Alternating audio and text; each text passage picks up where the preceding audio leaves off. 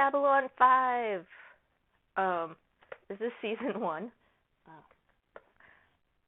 Tragically, I don't have any Babylon 5 clothing. I have a mouse pad somewhere, keyboard somewhere. But what I am wearing is a Marvin the Martian shirt because Garibaldi, the security chief, loves to watch cartoons. He's kind of a fan of 20th century history. And so there is an episode where he's specifically watching the Duck Dodgers and the 25th and a half century cartoon. So I'm wearing this because Marvin the Martian's in that cartoon. It was actually the first appearance of Marvin the Martian. Or was it? I'm not 100% sure. Don't fact check me. Anyways, season 1 box. Got Michael O'Hare as Commander Sinclair. Too many S names. The show is created by a guy whose last name is Straczynski. Hopefully I'm pronouncing that right. And later there is a Captain Sheridan. So I'm like, which S name? And this guy over here is Jakar, played by Andreas Katsulas, who you might recognize, not from his face, obviously, as the one-armed man from the Fugitive movie. There's also Lando Mulari back here, who is played by Peter Jurassic, who had a very small part in Tron, and I can't really think of anything else. But yeah, this show is amazing. Season 1's a little slow. It takes a little bit of time to build up momentum, but it is a story arc for the whole series. It was always meant to be 5 seasons, so it's not really like as episodic as Star Trek, for example. I will be comparing it to Star Trek quite a bit.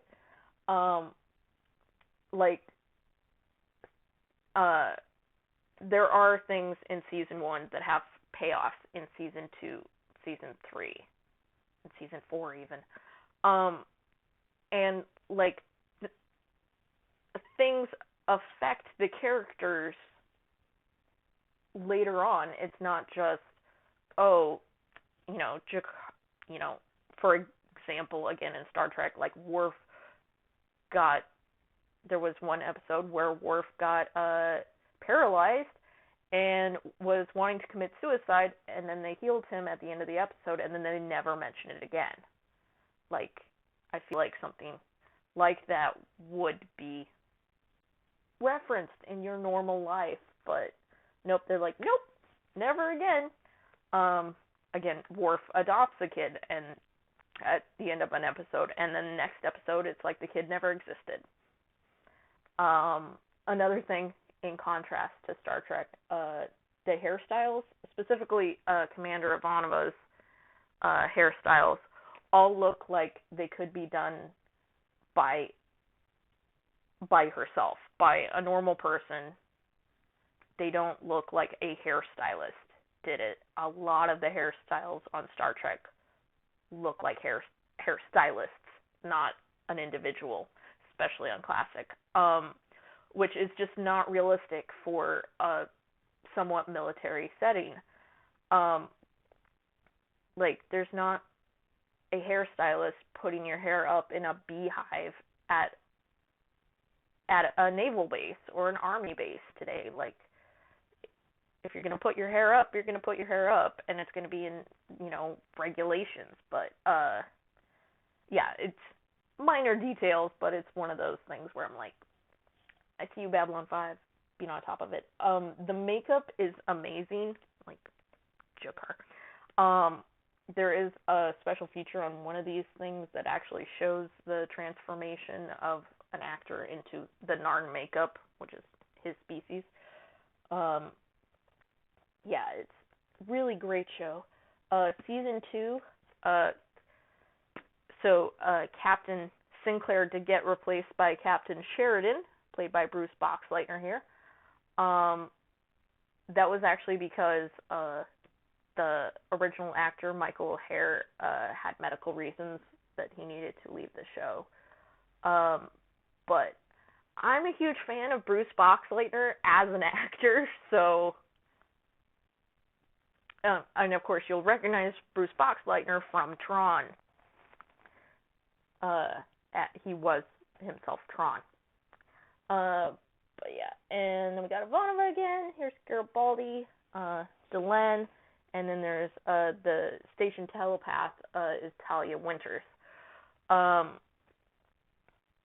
And fun fact, in real life, the actor who played Garibaldi and the actress who played Talia Winters had gotten married briefly because they met on this show. So that's kind of nice. And I believe they had a kid together. I'm not sure. I don't follow their lives that closely. Then we have season 3. This was actually the first season I saw, like when it originally aired, because in high school I was a nerd. I know. Stop the presses. But specifically, though, a King Arthur nerd. Anything to do with Arthurian legends and stuff, I'm there. And they have an episode where King Arthur shows up on Babylon 5, and they had a commercial where they were like, Michael York as King Arthur, and I was like, sold. And that was the first episode I watched. It's like part of the way into the season. Had no idea what the story arc was or what the bearing was on the series, but I was just like, okay, King Arthur, and then just never missed another episode after that, and eventually caught up.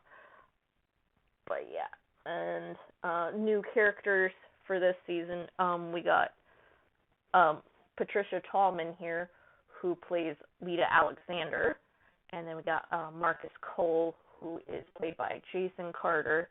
So Patricia Tallman as Lita was actually in the series pilot, but for whatever reason the studios thought she wasn't a known enough actress to be on the series, so they insisted that the blonde lady, Talia Winters on that one, that she be cast.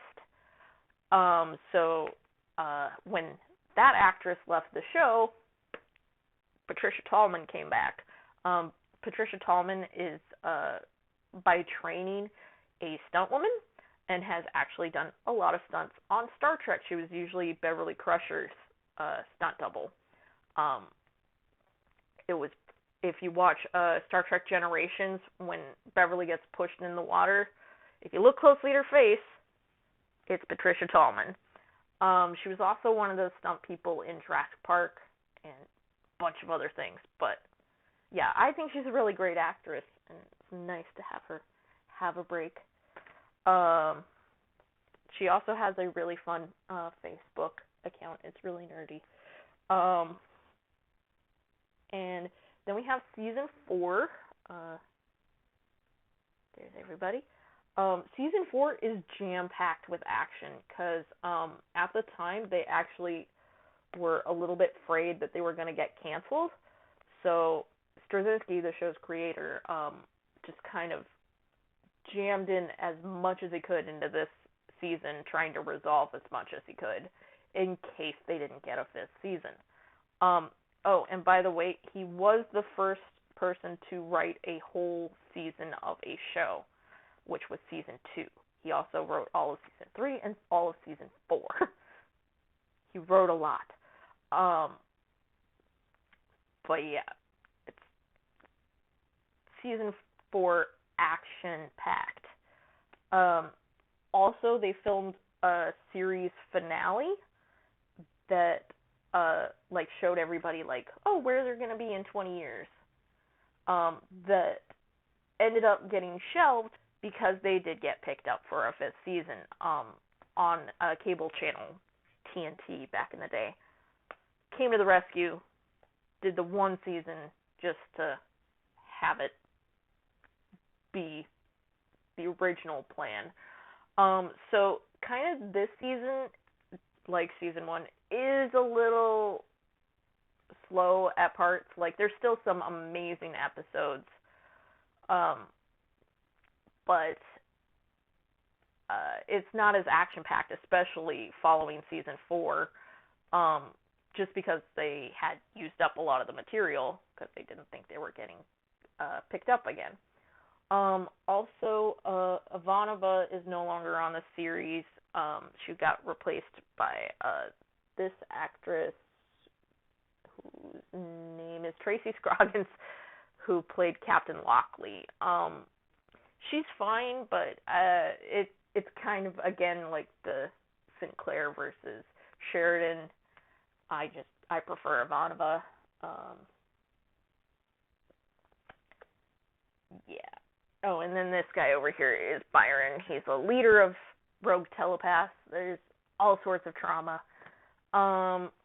Yeah, you should definitely watch the show. It's amazing. Sadly, a lot of the actors from the series have since passed, even though it's only been 20 years. But one of them died of a brain hemorrhage only like 5 years after the show was on. But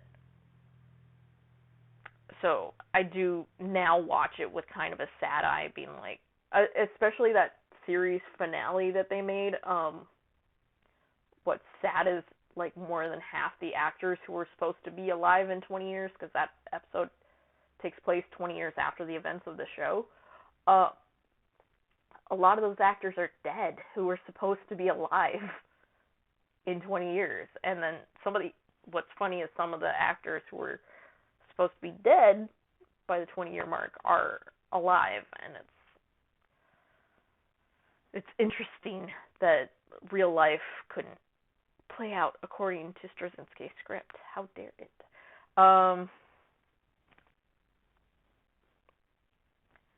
But yeah, if you need a nice long series to get involved in, Babylon 5 is definitely the show. There are some other YouTube videos I'll try to link below that give a better in-depth analysis for why Babylon 5 is great. And you should definitely give those a watch, and especially give the show a watch, because it is one of the best TV shows ever made. It does have one of the first use of CGI for the spaceships, like space battles and the externals. Before that, like Star Trek usually used either only models or models and CG. And this was the first all CG exteriors. And I will admit some of the CG looks a little dated, but like the staging of the Star Fury fights, of the space battles, are just so well done. Just, it draws you in, and you don't care that it looks a little pixelated. Pardon me. But yeah, if you have time to watch this 5-season show, this is the one you should pick. Alright. We'll see you later. Happy watching.